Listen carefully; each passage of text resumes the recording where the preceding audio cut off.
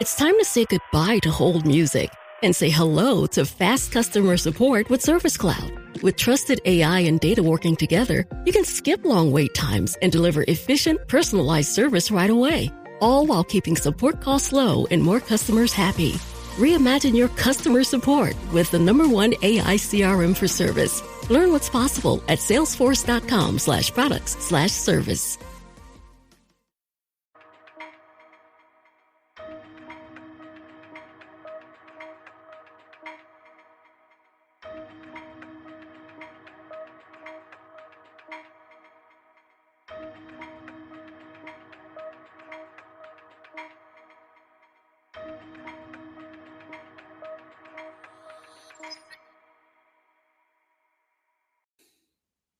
Hi, and welcome to the Stroke of Genius podcast survivor experience.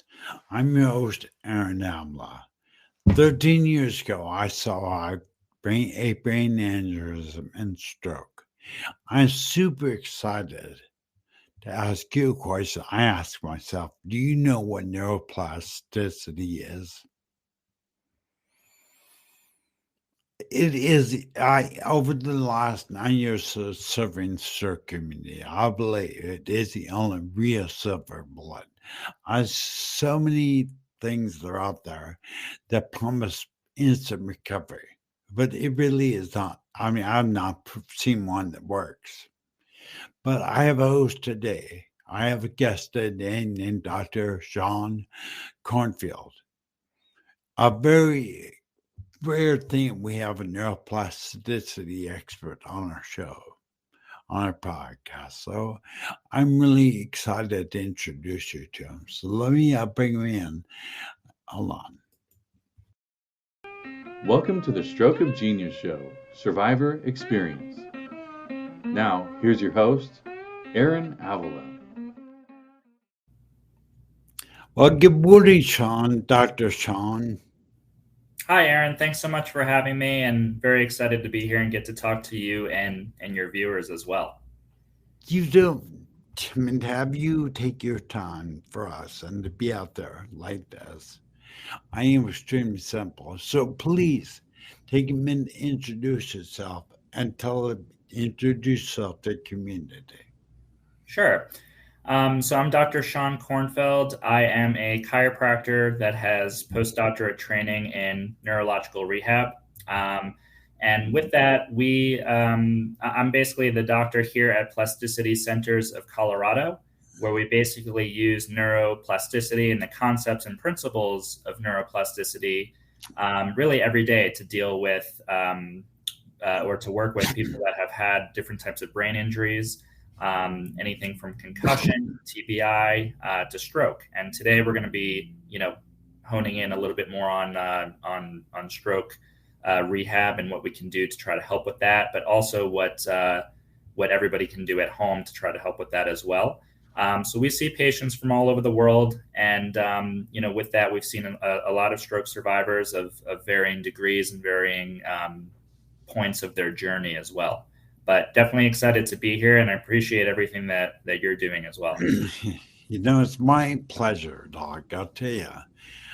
Tell me a little bit, because I want to give a shout out to Neuroplasticity Center. What you got 2 locations you got, one in Colorado and one in Florida. Please tell me. I've seen your. I'm gonna see if I get a website. Find your website. You guys are doing some cutting edge stuff out there. Here, by the way, no.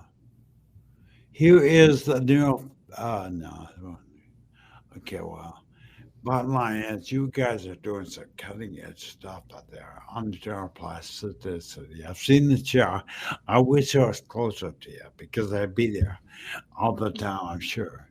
But what is you're doing neuroplasticity? That is your main focus as an organization, correct?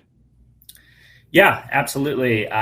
Basically taking the concept of neuroplasticity, knowing that the brain is able to adapt and able to compensate. And we're trying to use those concepts and principles to be able to stimulate the brain in ways that can try to improve function and thereby decrease symptoms as well. That's kind of the main approach.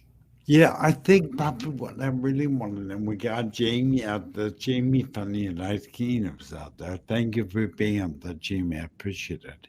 He's on the UK, and let's start with basics. Let's start. What is neuroplasticity? What is it?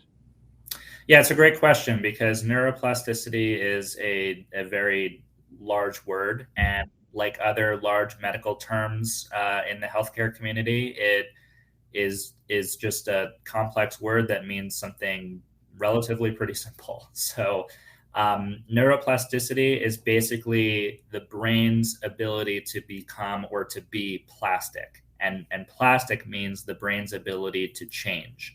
So up until probably about 20 years ago, this wasn't an accepted concept in the field of neurology and healthcare. We thought that when you had an injury to the brain or an insult to the brain, that was it. It was just permanent, and that's how you're going to be. But a lot of the latest evidence and research shows, and now it's universally accepted, that the brain is able to adapt and change. And the easiest example that I use for patients that we see and people that I talk to is when you learn something new, whether it's from being in school or whether it's a hobby that you like or do throughout the day, your ability to learn something new and to be better at that topic, whatever it is, that is literally neuroplasticity happening, right? So for example, take like math. When we're in 5th grade, let's say, and we're learning something in math, we don't know it at first. Then we learn it, we study it, and then we're able to remember and know how to use it. All of that is taking the concept of neuroplasticity and using it in practice. So we can see it in neurotypical, brains without injury. We can also see it when we're talking about trying to rehab following an injury or a stroke or something like that, where the brain loses the ability to do something that it once was able to do. And we can try to get other parts of the brain to now learn what was lost due to that injury. Yeah, I would say, Doc, that probably the only, and there's a lot of gimmicks out there, lots of people that tend to take advantage of stroke survivors desperately wanting to rebuild a life after stroke. Injections, they'll show instantaneous recovery for stroke. The only real silver bullet that people I see, and I'm sure Dr. John will agree with me, is neuroplasticity. It's proven. So it's scientifically proven to rebuild a life after rebuild the brain after stroke. And it allows areas of the nerves per stroke. Our brains are plastic, right? And will rewire themselves. You can rewire it to work correctly.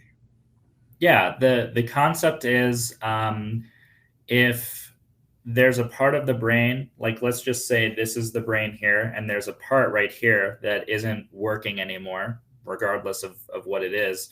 The concept is that the area surrounding that part of the brain can start to learn and pick up the responsibility of the area that's damaged.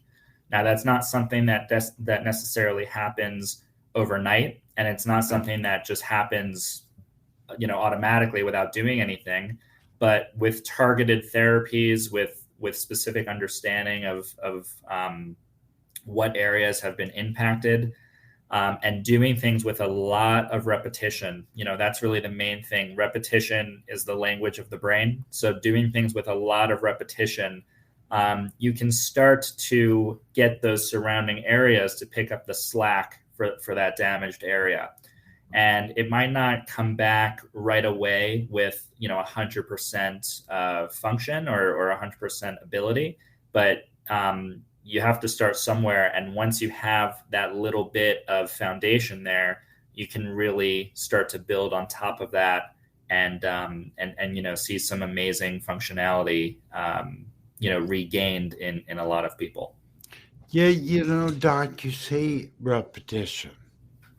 And neuroplasticity is one of those words out there. I think that's I told you in the green room, I've been serving the community for 9 years. And it's one of those words I don't think I fully explained what it is. So this is a critical show, and I hope that we do more in the future, because what you just described, the ability for the brain to be plastic, you can have a damaged spot, which is what we have as stroke survivors. And the parts of the brain around it will compensate or make up for the parts that are lost and rewire itself. But I think the key is repetition. And everyone hears emotions are key. If you could get emotional about what you're doing and repeat it over and over again, it will rebuild itself. Yeah, and that's definitely things that we see, in our office and with patients that we work with. I think there's some struggles that come with that, but I also think that it's part of the process. So, for example, that repetition is hard for a lot of people, and I think that that's where you're not seeing everybody who is a stroke survivor regaining all that functionality or as much functionality as others are regaining. And I think it's because it's really tough to have that repetition day in and day out. So that's where committing to that, understanding that it's not going to happen overnight, and trying to do a little bit every single day, but doing it consistently, like brushing your teeth, right? Then that's the example that I use. We don't brush our teeth for 4 hours. We brush our teeth for a minute, right? Maybe 2 minutes. But doing that every single day, that's an adequate amount. And it's the same thing with trying to see improvements in functionality following a stroke, is if you can commit to different parts or different therapies or different activities every single day. It doesn't have to be for hours, but if you can just commit to something consistently, that would be a huge first step. Yeah, I think, Bobby, I'll be honest with you, Doc, when it comes to stroke survivor, in my point of view, it isn't that therapy doesn't work. I, as a stroke survivor, and I speak by myself, and I speak by many of this out there.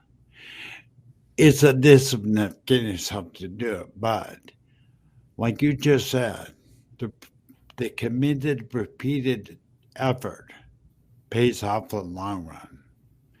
I'm something to remember that, because I'm 13 years post-stroke, and I haven't worked as hard as I could. But hearing you today say to me, if I repeatedly walk, I'm real every morning, 7 days a week, and then keep doing that, eventually it will click. Neuroplasticity will take place, correct? Absolutely. And it's not even that it takes a while for the neuroplasticity part to occur. It's just that it might take a while for the improvement to manifest, or for you to recognize the improvement. There's all these things that are still going on behind the scenes before we notice that improvement that first has to occur. So to me, it's very much like weightlifting. When you first lift weights, you don't see improvement right away, right? But there's so many things that are going on behind the scenes that are contributing to your ability to eventually notice and show improvement. And it's the same thing with rebuilding the brain. You might not see results, you might not see symptomatic improvement right away, but there's still a lot of things taking place behind the scenes that are positively contributing to that ability at some point in time. That makes sense, because let's face it, we're a drive-to McDonald's society. Want instant results. I know many stroke survivors out there that take advantage financially, and they get an injection, they get whatever. It's supposed to instantaneously heal them. There's no such thing that I know of. Do you know of anything that instantly heals stroke? Do I know of anything that instantly heals stroke? Yeah. Nothing instant, and that's the downside to this stuff, right? Is that it doesn't happen overnight. Now, there's definitely things to be aware of and to do that will help accelerate things. So, for example, like healthy eating, eating like healthy fats, like nuts and seeds and things of that nature. Avocados are a good one too. Coconut oil and coconuts are good. What you put into your body is going to make a huge impact and difference into your body's environment and your ability for your brain to change. So that's definitely something to look at and take into account every day as you're eating. In terms of instant, though, it's that's the downside, right? And that's where you have to remember we're dealing with a part of the brain that's no longer operational.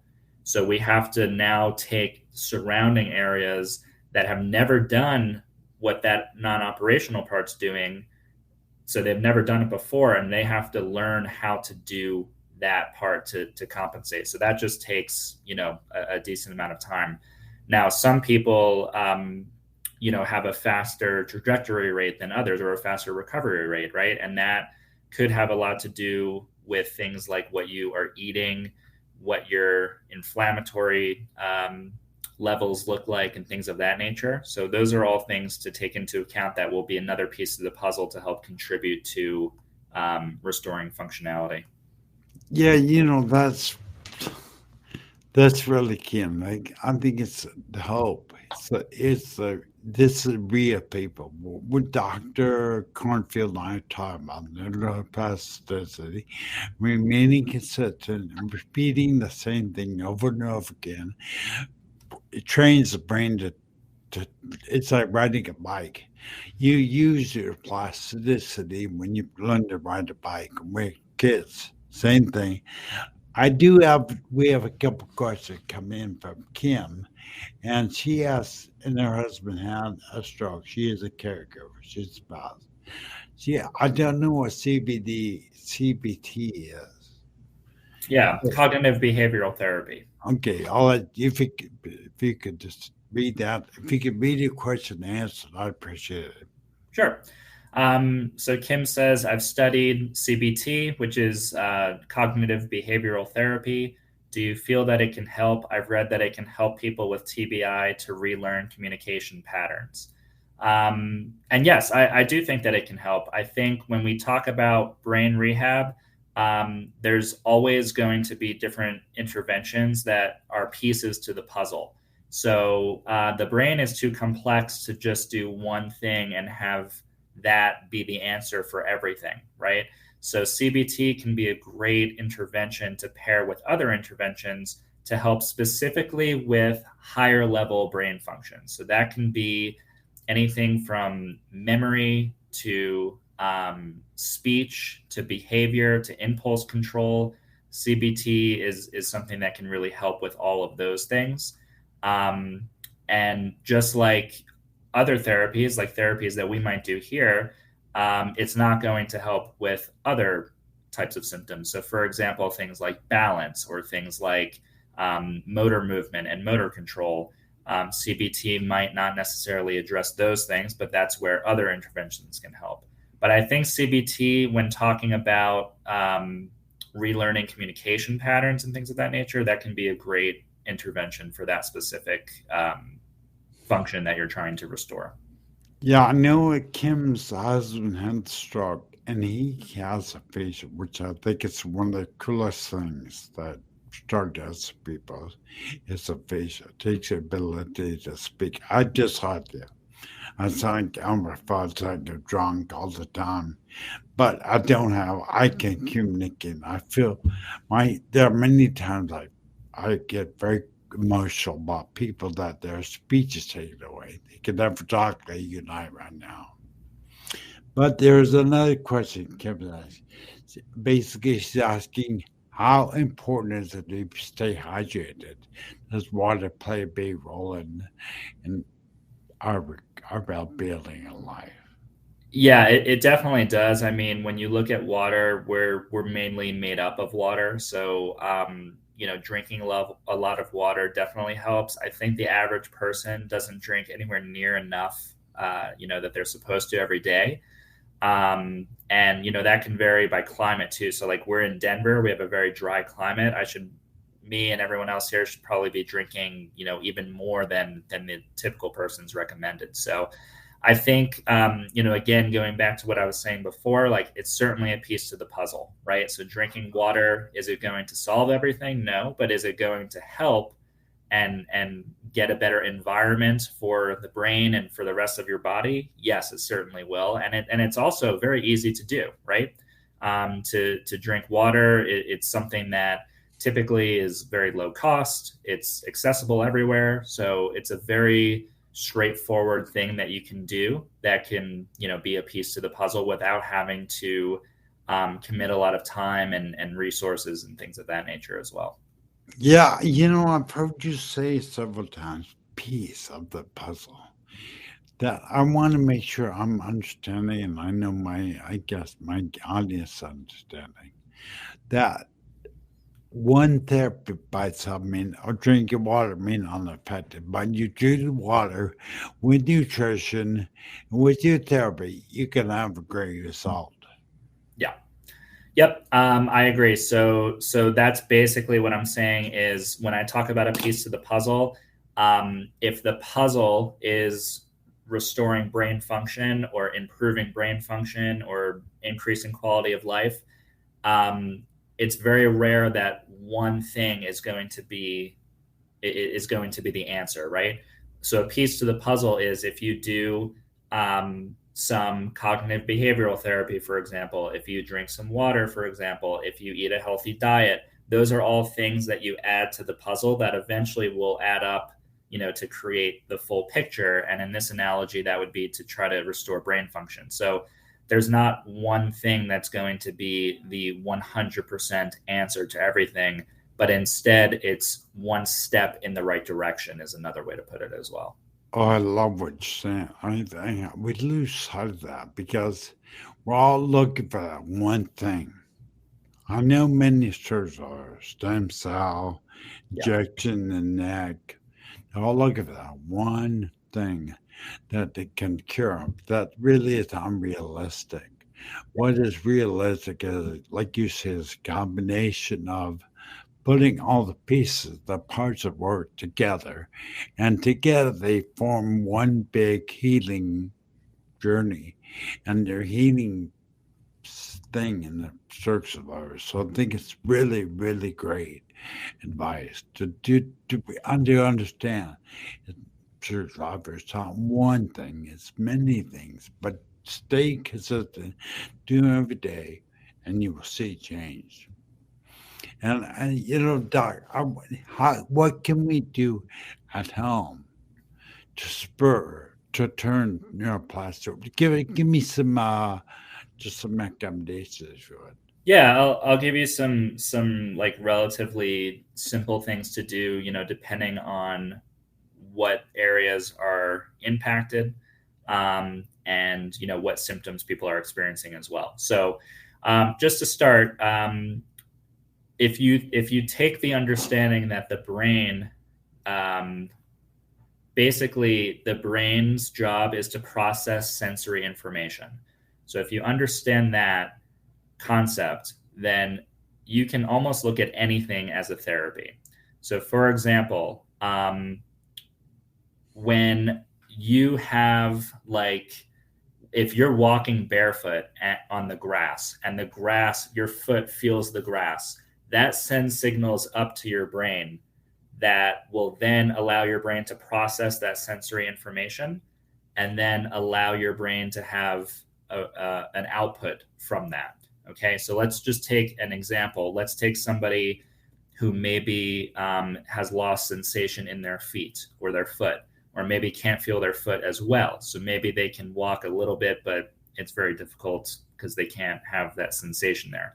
you can have somebody walk around in the backyard barefoot, or if maybe they're in a wheelchair, you can have their feet kind of run along the grass as you push them in the wheelchair. That grass is going to stimulate receptors in the foot that are going to send sensory signals up to the brain. So you do things like that every day, and you can start to get consistent sensory input being sent to the brain. That could be one thing that you do, right? If you have like sensory issues, you can use that same concept and apply it to like your arm or your hand, right? So maybe you run something like rough or something with texture along your hand. Okay, so that can be like that can be like squeezing a stress ball every day, right? As you watch TV or something like that. So this texture and this pressure from squeezing sends sensory information up to the brain. You can also have like something like this, where it's like a rubber silicone thing, and you can kind of just feel this, as you're watching TV or as you're doing something else. And that texture, again, is getting sensory signals sent to the brain. So that's a very, low cost type of thing to do. There's also an app that I like out there for people that are having cognitive issues. It's called Peak Brain Training. It's PEAK. And basically you can download an account, and from there you get access to all these different games that help with problem solving, memory, mental agility, so like processing speed. And then there's also a language one as well.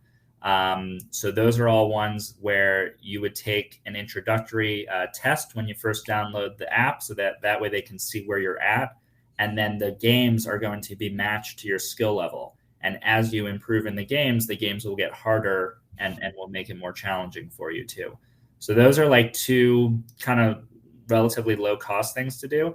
Another thing that I really like is there's a company called Zynex, and here I actually have one of their stress balls. Oh yeah. Zynex Medical. They sell, and you can get this through most insurances, which is nice.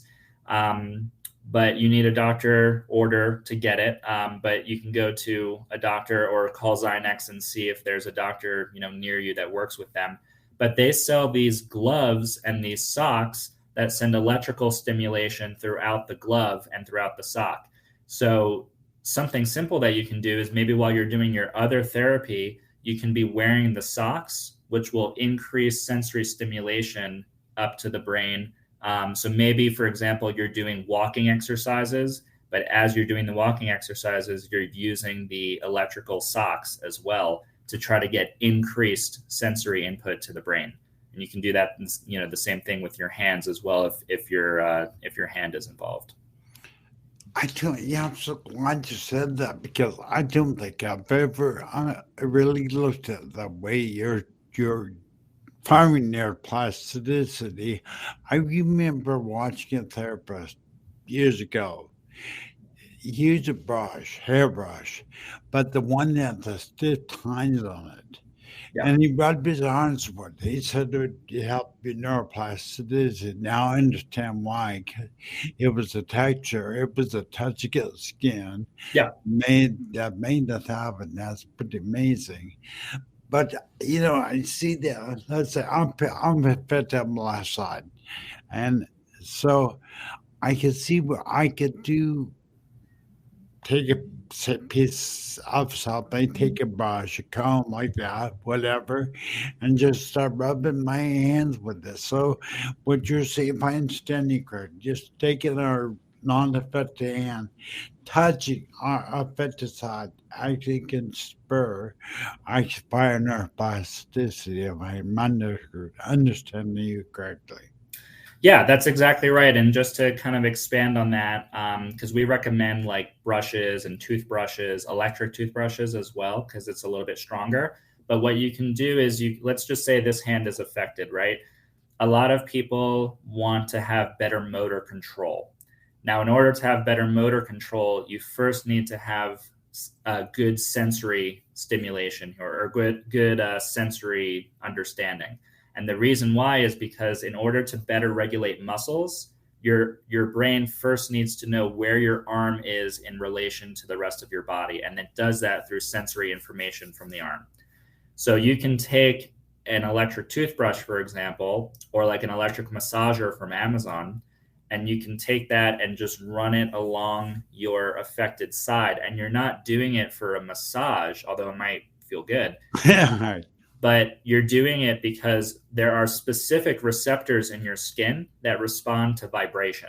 So when they feel the vibration, they get stimulated and it sends signals up to the brain. Now, this pathway here is not like damaged or not impacted. It's the brain area that is. So these sensory signals are still getting there. The brain might at first not have the ability to perceive it or not perceive it as well. But if you constantly bombard it with that, it will say, wow, this keeps happening. It must be important. I need to figure out how to be able to perceive this. And that's where you can start to get these areas to improve or to rewire, basically. Wow, and that, I know it sounds silly, but that really is neuroplasticity. That's how we use it to recover or rebuild our life at stroke, is use those tools. And again, people, I want you to realize some doctors have been, when we first started, it's not instant. This takes time. Yeah. Repetition. I heard someone that's, I know everybody asks how many times I need to do something to make a difference in my brain. And I heard there was somebody said 700. There was a study done, I forget who it was. But the bottom line is don't stop. Just keep the same thing over and over again, and it'll click, and it'll fire someday. Yeah, that sounds about right. I think an important thing to remember is that everybody has things that they want to work on every day, right? Whether it's trying to improve from a stroke, whether it's I am overweight, whether it's I have social anxiety, like all of these things, everybody's trying to improve on things. For stroke survivors, it happens to be specifically improving from a stroke.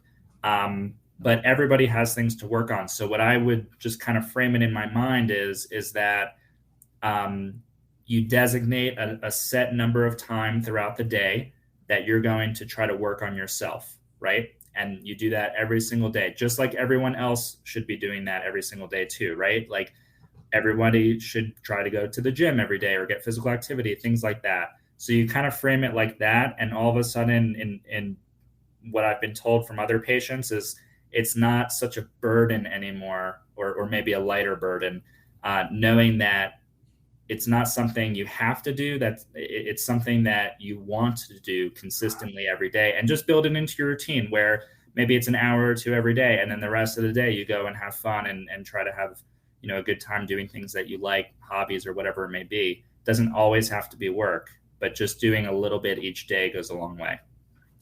Yeah, it's funny, I never thought about that. Learned behavior. They say it takes only 1 day to learn something new, but that is neuroplasticity. Your ability to discipline yourself, do therapy every day is neuroplasticity itself. But Doc, we're over time, and I really appreciate being here. I told you it might go by quick. and I'm hoping you can come on again. Thank you very much. I want to now say someone, what's the best way to get all these? Say someone to come visit your centers. So, but say they're like that in Florida, Colorado. How do they get? What is the name of your company? And I'll make sure I put a link in the series. But what's the best way to help you?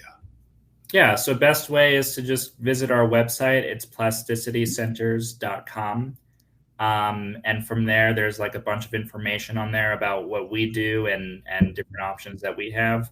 But we have a designated patient care specialist that you can talk to. And we also do consults that you can book through the website as well. So that's kind of the best way to start. And then from there, if it's something where you're seeking out treatment, we can definitely talk about that. If it's something where you're looking for, recommendations or things of that nature, I'll give Aaron my email. That way people can email me directly if they're looking more for just, certain recommendations for their area. Yeah, like just people, I will put all links. I'll get Shaun to give me the links. I'll put them in the intrusive video. But Shaun, I appreciate being here. Can't thank you enough. Again, I'm really hoping that we can get together. I love to see that chair work someday. So if you pull some strings, they got to show people that it's like a gyroscope. I mean, it goes all different directions, and I'm assuming it's affecting the navicular, what's the word? Vestibular. Vestibular. Yeah. And I'm looking forward to it. So I encourage everybody to be out there. Contact the Plasticity Brain Center. Shaun has been nice enough to give us a direct email. Again, I'll put that in the description of the video. But thank you again, Doc. I can't thank you enough for being here for us. Thank you for what you do. Yeah, absolutely. It's an honor to be here. I appreciate what you're doing as well. And thank you for everything that you're doing, showing support for the community here. And I'm sure everyone else appreciates it too. My pleasure. Okay, have a good day yourself. Thank you too. All right, take care. Bye.